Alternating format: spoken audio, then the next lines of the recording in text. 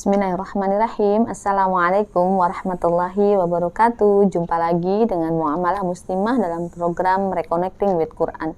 Semoga program ini bisa membersamai teman-teman semua ya selama Ramadan dengan cara mentadabburi Quran. Kita lanjutkan masuk ke surah Yunus yang merupakan surat Makkiyah, terdiri dari 109 ayat. Dinamakan surah Yunus karena satu-satunya umat yang keseluruhannya beriman kepada Allah adalah umat Nabi Yunus alaihissalam. Sehingga ini merupakan keistimewaan Allah Subhanahu wa taala menamakan dengan nama nabinya, Nabi Yunus alaihissalam. Berkenaan dengan keutamaan ini, Yunus juga merupakan surah panjang atau atiwal yang memiliki keutamaan. Berikutnya keselarasan antara awal dan akhir surah.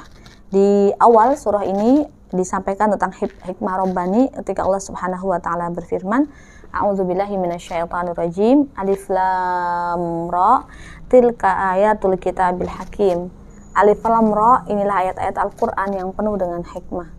Dan surah ini ditutup dengan himbauan untuk mengikuti wahyu dan hikmah Rabbani juga. Dalam surah Yunus ayat 109, Allah Subhanahu wa taala berfirman, A'udzubillahi minasyaitonirrajim, wattabi' ma yuha ilaika wasbir hatta yahkumullah wa huwa khairul hakimin. Dan ikutilah apa yang diwahyukan Allah kepadamu dan bersabarlah hingga Allah memberi keputusan, dialah hakim yang terbaik. Hikmah terbesar adalah mengikuti wahyu yang diturunkan oleh Allah Subhanahu wa taala dan senantiasa bersabar hingga kita kembali kepada Allah Subhanahu wa taala. Tema utama dari surah Yunus adalah iman kepada qada atau ketentuan Allah dan iman kepada takdir atau ketetapan-ketetapan Allah pada alam semesta ini yang maha bijaksana. Ini merupakan salah satu dari rukun iman ya kepada Allah Subhanahu wa taala. Tema-tema lain di dalam surah Yunus pertama adalah pemandangan dan tanda-tanda alam yang memberikan ilham kepada manusia tentang hakikat ketuhanan Allah Subhanahu wa taala atau tauhid uluhiyah gitu ya. Berikutnya adalah berbagai peristiwa dan pengalaman yang dijalani oleh manusia dalam kehidupan mereka, namun mereka melupakan dan melalaikan petunjuk Allah ya. Dalam surah Yunus ayat 12, 21, 23 dan 24. Berikutnya tentang pemandangan dan kematian orang-orang terdahulu yang mendustakan risalah.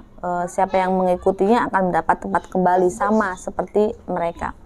Dalam surat Yunus ayat 13, 14, 71 sampai 74, 90 dan 91.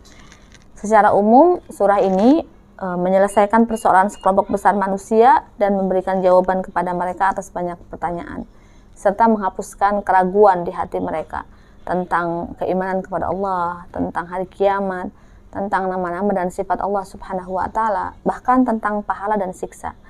Hal ini dapat diraih dengan merenungkan alam semesta sehingga kita yakin dan percaya kepada keesaan dan keuluhian Allah Subhanahu wa taala.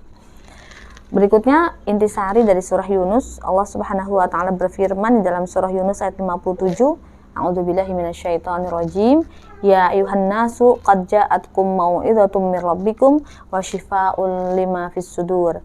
Wahai manusia, sungguh pelajaran Al-Qur'an telah datang kepadamu dari Tuhanmu, penyembuh bagi penyakit yang ada di dalam dada dan petunjuk serta rahmat bagi orang-orang yang beriman ya. Yunus ayat 57.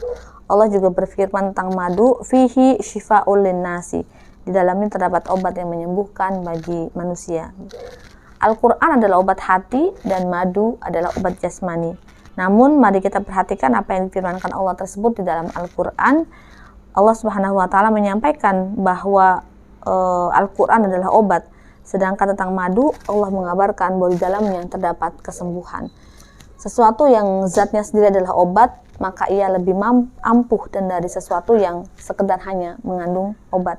Dialah Al-Qur'an yang memang sudah merupakan sesuatu yang menjadi syifa gitu ya dalam dada manusia.